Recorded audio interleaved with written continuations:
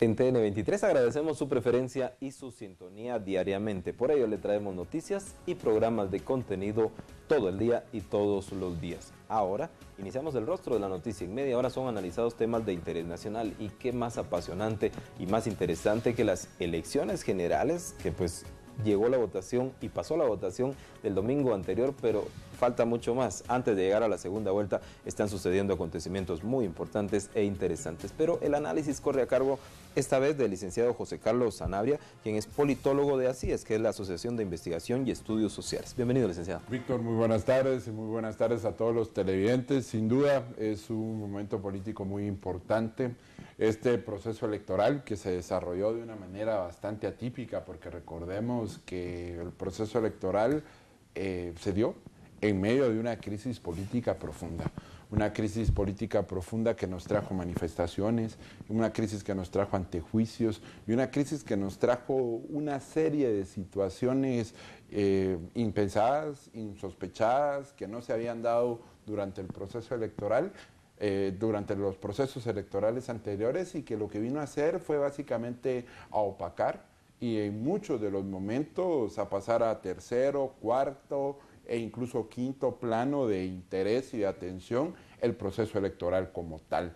Entonces sí es importante resaltar, porque no fue hasta básicamente el último mes, un poco incluso las últimas 3 semanas que incluso los partidos pudieron presentar sus propuestas, desarrollar las actividades de campaña que normalmente desarrollan. Y creo que una de las primeras lecciones que hay que tener es, en principio, que esta crisis política se dio por problemas de corrupción que simplemente reflejan en alguna medida las debilidades estructurales del sistema, y que lo que reflejan es que tenemos una crisis de legitimidad y de representatividad del sistema político. El ciudadano no se siente identificado con los candidatos ni con los partidos, y esa es una crisis que ha estado presente durante muchísimos años, pero que se evidenció en estos eventos y fue justamente coincidente con el proceso electoral. Y esa es una de las características que luego generó muchísimas dudas, porque se empezó principalmente a dudar en que si las personas iban a asistir o no a las urnas. Hubo una intensa campaña también del voto nulo, frente a la insatisfacción, al rechazo y al repudio que la ciudadanía le tenía al sistema político. Pues una de las alternativas, que es democrática y que está presente, era principalmente asistir a las urnas y manifestar su rechazo votando de manera nula.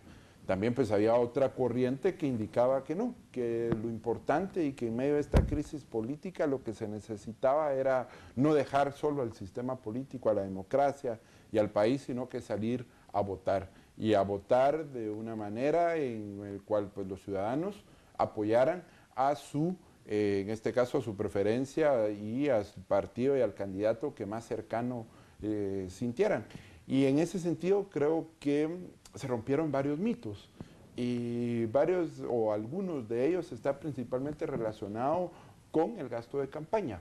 Regularmente se hace una relación entre el que más gasta en campaña obtiene más votos, pero nos dimos cuenta que en este caso uno de los partidos que superó el techo de campaña, que fue líder, que fue sancionado por el Tribunal Supremo Electoral, y esta sanción pues impidió para que ellos continuaran con su campaña en medios de comunicación, quedó hasta el momento en un tercer lugar. No logró el primer lugar, ni mucho menos la estimación que desde enero estaba tratando de posicionar en el imaginario, sino que los guatemaltecos salieron a votar, votaron de manera muy sofisticada. Es decir, en este caso creo que también es otra de las características, es que no hubo un voto de lista. Es decir, un voto planilla y un voto en el cual las personas por el mismo partido votaban tanto para el presidente, para los diputados y para el alcalde. Los ciudadanos expresaron de manera diversa sus preferencias. Incluso hubo municipios en donde, por ejemplo, ganaba el candidato a presidente de determinado partido, pero no lo hacía el alcalde, ni mucho menos esos votos también se trasladaban al diputado. Entonces yo, en alguna medida, la crisis política lo que produjo fue mayor interés de los ciudadanos por conocer a los partidos, por conocer a los candidatos, por conocer cuáles son las funciones de cada uno, tanto el presidente, de los diputados, de los alcaldes, y expresar en función de eso su voto y su preferencia. Incluso el acarreo de votos, o el acarreo de votantes, perdón, que es básicamente un mecanismo que los partidos políticos utilizan el día de las elecciones, que es movilizar a sus simpatizantes de las aldeas más lejanas a los centros de votación, que en alguna medida eso puede suponer que condiciona y asegura el voto para el partido, pero que no fue así. Estoy casi seguro que, por ejemplo, tomemos un caso de algún municipio donde determinado candidato movilizó a 3 personas, estoy seguro que de las 3.000 personas, perdón, que movilizó a 3.000 personas, de ese número obtuvo 100 o 1.000 votos, es decir, no obtuvo el mismo número de votos de personas que movilizó. La crisis política a la par de las elecciones prácticamente, pero ¿cómo deja a las instituciones y a las leyes de Guatemala el haber superado este proceso? Yo creo que las deja fortalecidas y en alguna medida, hablemos por ejemplo del sistema de justicia, salen fortalecidas. Recordemos los procesos judiciales que se han iniciado contra el expresidente y contra la ex vicepresidenta del país. Era algo completamente impensable que en el país se estuviera, primero que se renunciaran los dos y que posterior a la renuncia se iniciaran procesos legales y que en este momento ellos están sentados enfrentando la justicia. Sí creo que eso es realmente un fortalecimiento importante que hay que destacar. A usted muchas gracias por continuar con TN23, ahora en la franja de programas de análisis, el rostro de la noticia, así sea donde usted nos reciba, nuestro saludo cordial. Estamos en todo el país en más de 600 empresas de cable y estamos en la región central también con señal abierta. Como les indicaba, el rostro de la noticia inicia ahora y vamos con análisis profundo respecto a las elecciones generales que todavía nos dejan mucho de qué hablar. Está con nosotros en nuestro estudio el licenciado José Dávila, es politólogo de CELADIC, Centro Latinoamericano de Análisis. Bienvenido entonces. Muchas gracias, muchas gracias. ¿Qué puntos de análisis son importantes, interesantes hacer sobre todo este proceso, licenciado? Sí, yo creo en primer lugar, como ya se ha dicho, pues las elecciones del domingo 6 de septiembre fueron especiales, fueron atípicas, estuvieron ensombrecidas en un momento dado. Hubo mucha duda de los ciudadanos de ir a votar o no, la utilidad de las elecciones como mecanismo de participación y de reflejar opinión, pero al final se dieron unos acontecimientos que prácticamente llevaron a los guatemaltecos a votar con inteligencia. Es importante en el análisis señalar la relación que hubo entre la protesta de 4 meses y el resultado electoral. Ese es un punto muy importante analizar, igualmente el resultado, cómo es posible que un candidato que parecía avasallador, que podría ganar inclusive en la primera vuelta, todo hace indicar que ni siquiera va a llegar a la segunda vuelta. Eso es importante. Y como en el Congreso, si bien es cierto, salieron bancadas grandes, que es lo normal, pero ahora hay 14 bancadas, hay más distribución, como que la población guatemalteca le dijo a los políticos, los voy a reorganizar, los voy a recomponer.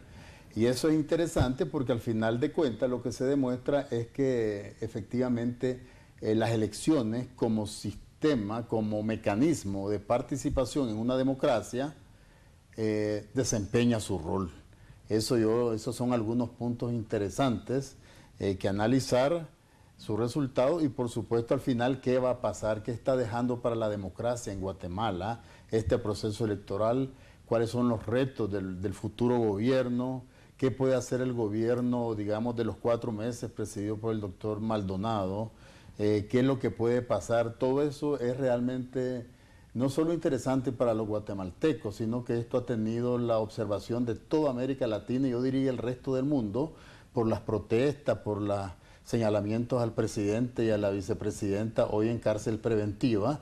todo eso tenemos que decirlo en una palabra. Guatemala tuvo un remesón político, que lo importante es ver qué elecciones deja, cuál fue la expresión ciudadana y qué podemos esperar de futuro para esta democracia que está incipiente aún, pero que debe seguirse consolidando para beneficio del país y sobre todo para beneficio del ciudadano, porque al final, recordémoslo, la democracia y la política, su gran objetivo es darle paz, tranquilidad, bienestar y desarrollo a los ciudadanos. Más de allá no es la política, más de allá son tergiversaciones y manejo. El que ve la política para enriquecerse ya son otras cosas, pero la política en sentido correcto de amor al prójimo es para mejorar la vida, la calidad de vida de los ciudadanos. Regresemos un poco al fenómeno Valdizón, que tenía cerca del 50% en las preferencias electorales en los estudios hace algunos meses y ahora no llegó ni a los 20%. Pero, ¿qué hubiera sucedido si no ocurren las capturas de la ex vicepresidenta y del ahora expresidente? Yo tengo, digamos, mi impresión es, lo que pasa es que a veces hay que hacer estudios empíricos y profundizar las cosas para poder, digamos, afirmarlas ya como verdaderos tesis, pero tengo la impresión de que había en esas protestas, habían dudas y había vaivén sobre si las elecciones serán buenas o no. Pero tengo la impresión que al ser enviada a cárcel preventiva a la ex vicepresidenta y luego al presidente, me parece que el votante comprendió que algo, como que hubo un cierto respiro, como que algo podría ser útil su voto y que las cosas podían cambiar. Ya ver al presidente, digamos, señalado y enviado a una cárcel preventiva, eso es un impacto, pero no solo en Guatemala, eso fue impacto mundial. Entonces tengo la impresión de que el ciudadano como que se entusiasmó, como que pasó de la duda al entusiasmo, y algunos que no estaban entusiasmados sí estaban pensando por quién votar, o mejor dicho, contra quién votar, que tal vez fue más claro eso. Entonces sí pienso de que si uno recuerda, yo como observador asistía pues a estar observando un poco de lejos las manifestaciones, yo notaba que atacaban a tres políticos fundamentalmente, a otros también pero menos. Era a la ex vicepresidenta, al expresidente y al doctor Valdizón, casi como los que los ponían en un mismo saco. Entonces cuando ellos se dan cuenta que dos de estos tres personajes ya están, digamos, ante la justicia, me da la impresión, y eso no es fácil de una medición precisa, que, bueno, vamos a ver, algo funciona. Y la gente llevaba claro por quién no votar. Entonces, ahí me parece que se dan esos dos grandes fenómenos de las elecciones guatemaltecas. Uno, votar y hacer ganar la primera vuelta a un candidato no político, no partidista, sin experiencia, sin trayectoria en puestos públicos, pero no por él mismo, pienso yo, sino como una protesta y castigo contra los demás. Ese es un fenómeno. El otro fenómeno es prácticamente dejar fuera al doctor Valdizón, que hace meses o a inicios de año era avasalladora su posición, su propaganda multimillonaria. Todo el mundo decía que él iba a ganar, él por supuesto, pero en mi opinión grandes errores garrafales pues lo hicieron a él mismo perder simpatía, y la población aprovechó las urnas para hacer ganar a un político no político y hacer bajar al que se creía ya presidente. Y eso es, yo diría, hasta sensacional, que el ciudadano, ¿cómo hizo para pensar bien y 5,5 millones de votantes ir a definir eso? Eso es muy interesante. Y de ahí pues de que para mí como que recupera validez el proceso electoral. Ya vimos que hubo campañas por el voto nulo, pero no sacó ni el 5% el voto nulo como tal. Entonces eso es lo interesante del proceso electoral de Guatemala. Esas son las lecciones que dejó, eso es la validez que tiene las urnas, y sobre todo, yo digo, los ciudadanos guatemaltecos votaron con inteligencia política, para reubicar, para bajar al que se creía, para subir al que nadie esperaba. Eso lo hacen los pueblos en base a una inteligencia fina que a veces ni los políticos pueden comprender.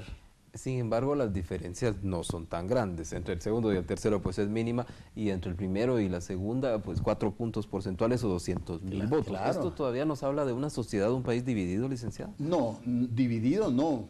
La división estructural, pues, de Guatemala en cuestiones étnicas o económicas o sociales, esa es una cosa. Pero en estas elecciones, si nosotros vemos que al primer lugar ni siquiera al final va a quedar ni con 24%, eso quiere decir que el ciudadano ya no le quiere entregar el voto en blanco a ninguno. Ya no le quiere decir, te voy a dar 40 o 50% y voy a votar por todos tus diputados, por todos tus alcaldes. Ya no fue así esta vez, sino que ya el voto lo distribuyó, porque en realidad que Jimmy Morales haya sacado menos del 24% y los otros prácticamente 20%, ambos, demuestra de que la población le dijo, un momento, vamos a distribuir bien este poder, etcétera, ya no nos va a pasar de darle a un partido su aplanadora, de darle a alguien todos los votos para que luego se vuelva autoritario. Entonces yo creo que más que división, que esa es de otras características, hay división social, por supuesto, división económica, pero eso yo lo veo inclusive en lo meramente político, lo veo hasta positivo que el ciudadano ahora ya no le entregue todo el cheque en blanco a un solo partido o a un solo candidato. En el caso de Jimmy Morales, ¿en qué se parece y en qué no se parece al fenómeno de hace 2 décadas, el de Jorge Serrano Elías, ambos saliendo de la nada y con un presupuesto menor que el de los otros? Bueno, yo pienso que los ciudadanos se cansan de las mentiras, de las promesas no cumplidas de los políticos. Y el ciudadano, si tiene chance de ir a votar, a veces quiere expresarse. Algunos se expresan en el voto nulo, otros en el voto, otros ni siquiera van a votar, pero entonces me da la impresión de que sencillamente aparecen estos fenómenos como para capitalizar la inconformidad con los demás, como una especie de voto castigo al resto, inclusive podríamos hablar al sistema. Entonces nos encontramos en ese caso de que los candidatos que no parecen o los que no han estado relacionados en los últimos años con la política son los que dicen yo voy a votar por él, ni siquiera voy a votar porque creo que pueda ser el más capaz o que va a conducir a Guatemala para el futuro, etcétera, sino que lo hacen como un castigo. En ese sentido, esos son los fenómenos electorales que se dan, esas son las sorpresas. Lo que pasa es que esas sorpresas también son pasajeras. Llegan momentos y condiciones en que esas sorpresas se pueden desintegrar. Ya vimos Serrano Elías que un poco perdió la cabeza con los autogolpes y todo, y también le dijo el pueblo hasta aquí, ¿verdad? Y en el caso de Jimmy Morales, bueno, él va a una segunda vuelta, muy presumiblemente con Sandra Torres, y una segunda vuelta es una segunda campaña electoral. Los planteamientos tendrán que ser distintos, el mercadeo político tendrá que ser distinto, los debates suben un poco en importancia, el ciudadano, el que su candidato no votó, está pendiente por quién vota o si no va a votar por ninguno. Entonces me parece que esos fenómenos electorales no son para siempre, están sometidos a pruebas, y en el caso de Guatemala, Jimmy Morales va a estar sometido a una prueba en la segunda vuelta, a ver si su discurso electoral de primera vuelta, que a pesar de ideas, como todos hablan del montón de ideas y deseos, pero su principal fondo de discurso electoral fue ni corrupto ni ladrón. Pero eso le ayudó en la primera vuelta. Ahora ya no es eso. Ahora será, bueno, cuáles son las políticas públicas para sacar a Guatemala del subdesarrollo, cuáles son las transformaciones estructurales que se van a dar, qué equipo tengo, y convencer al electorado que en una segunda vuelta ya está más afinado el criterio todavía más, y a ver qué pasa. Entonces los fenómenos electorales han existido en América Latina, pero no son para siempre. Vimos el caso de Fujimori, fue una sorpresa, y mírelo dónde está en la cárcel ahora. Entonces los fenómenos electorales también tienen que cuidarse, de lo contrario llega un momento como que se derriten, pues, ¿verdad? Y vamos a ver qué pasa en la segunda vuelta. Estamos por ir a corte, pero ¿cree usted conveniente que entonces él empiece a mostrar a su gabinete, a su posible gabinete de gobierno?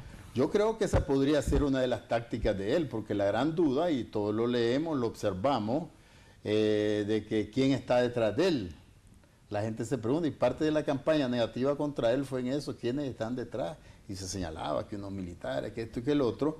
Esa podría ser una táctica, señores, miren, estos van a ser mis hombres del gabinete, miren su especialización, su honestidad, su capacidad, podría ser.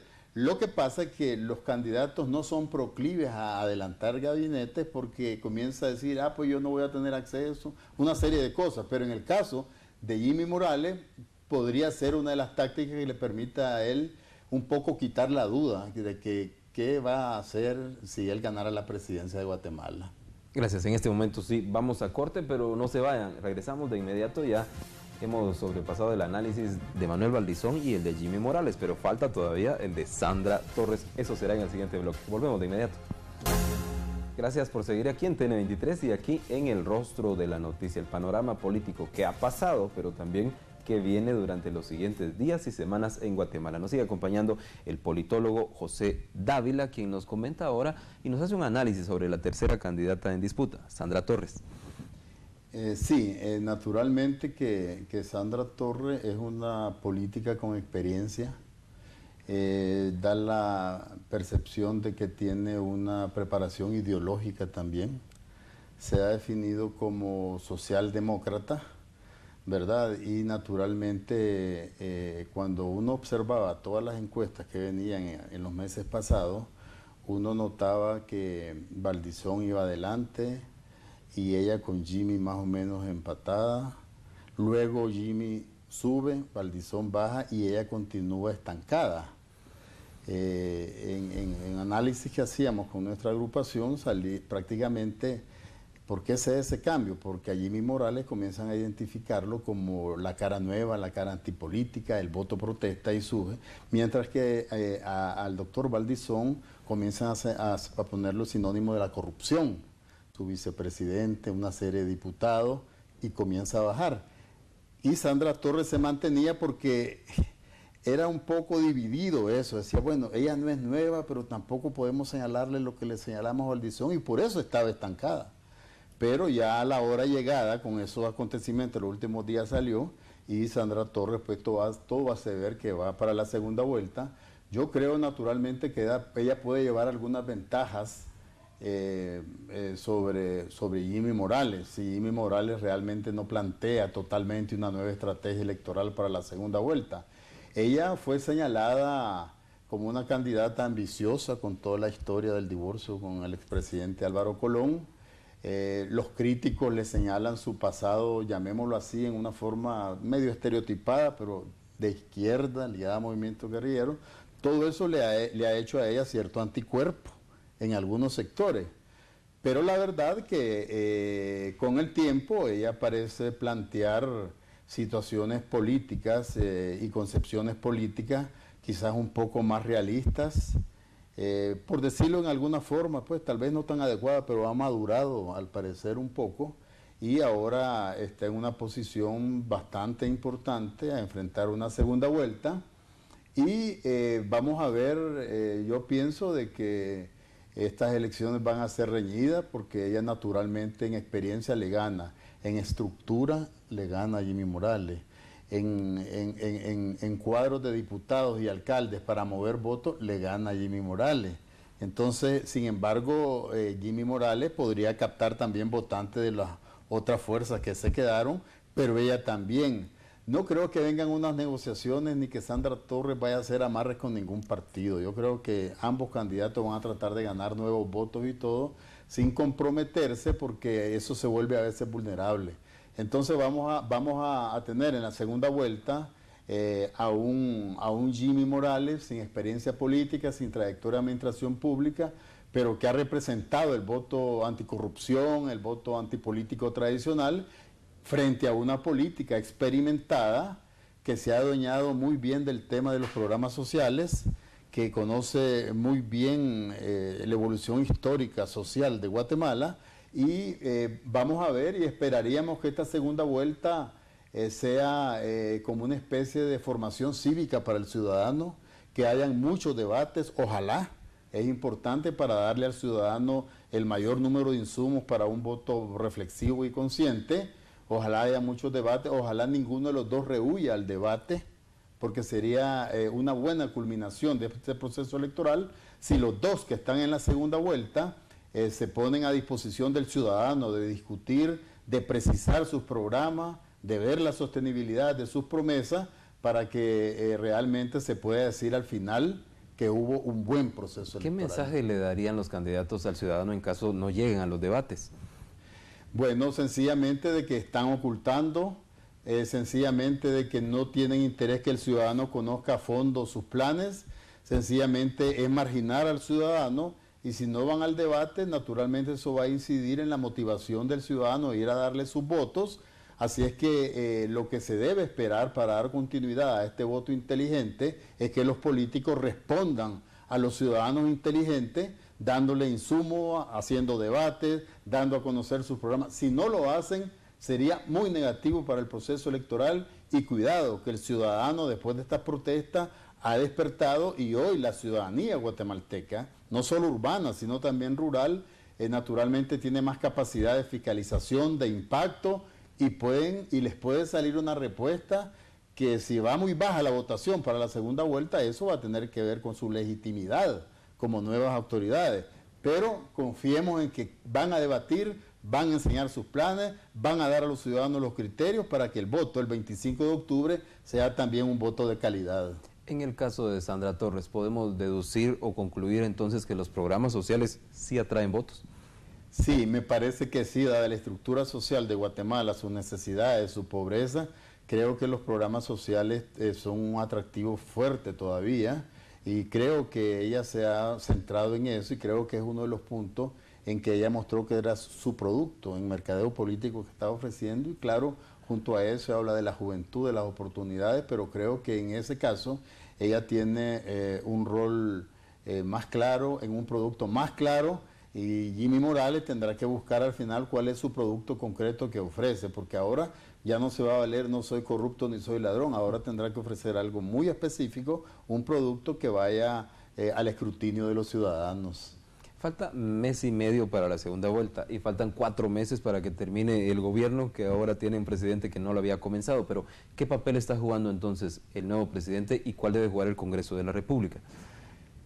Yo creo que el doctor Maldonado, el nuevo presidente constitucional, tiene un rol importante, que él lo ha dejado entrever ya en sus declaraciones, que es cómo aprovechar esos 4 meses para adelantar lo más posible a Guatemala en sus cambios. Él ha dicho claro que hay que aprobar la ley electoral y de partidos políticos, ha dicho claro que quiere ver honestidad en sus funcionarios, ya está cambiando funcionarios. A mí me parece realmente que el presidente Maldonado tiene una gran oportunidad de motivar, de empujar, de darle energía a que ese proceso que se ha vivido desde hace 6 meses, con lo que hemos estado viendo, que él lo acelere para realmente ir abriendo una nueva esperanza para la Guatemala del futuro.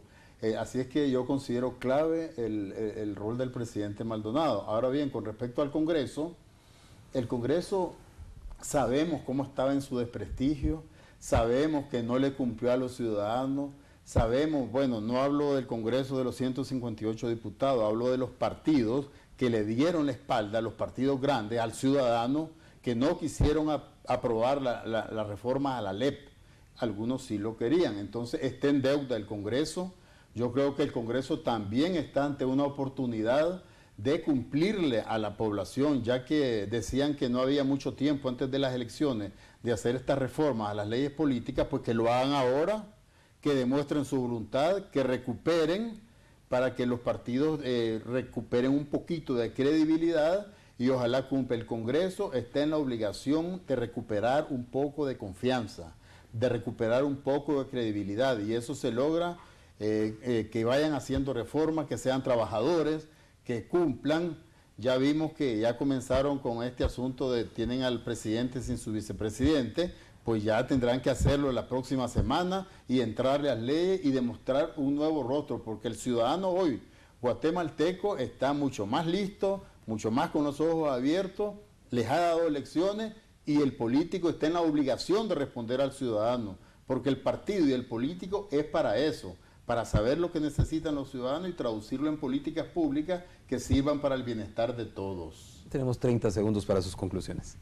Bueno, un gran proceso electoral ha habido en Guatemala. El pueblo ha votado con inteligencia, se han dado unos avances, se va a una segunda vuelta donde es necesario conocer mejor a los candidatos que proponen. Hay un presidente nuevo que tiene que motivar los cambios, hay un Congreso que tiene la oportunidad de reivindicarse después de todos los engaños que ha hecho en estos años que han pasado, y sobre todo tenemos una ciudadanía mucho más despierta, una ciudadanía mucho más consciente, que no va a volver a permitir abusos que se han visto en estos años que han pasado.